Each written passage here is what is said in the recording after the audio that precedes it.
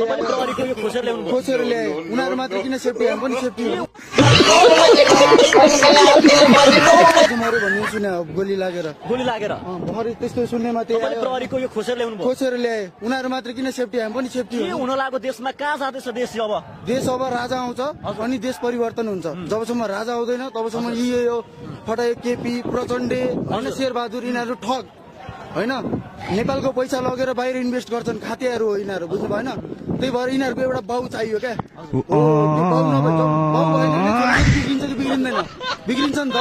त्यसै गरी राजा अब बाउ बनेर आउँछ यिनीहरूको ग्यास त खाए यहाँ आउने जनताहरूले आज गोली पनि खान यार मलाई हान्छ म खान्छु मलाई हान्छ म खान्छु ल गोली खान म गोली खाएर यदि नेपाल राम्रो हुन्छ राजा आउँछ भने मेरो देश नेपालको लागि हो अरू केही होइन मेरो मलाई मार्छ देशको लागि देशको संरक्षणको लागि हामी जस्तो युवा हेर्नु हामी जस्तो युवा कति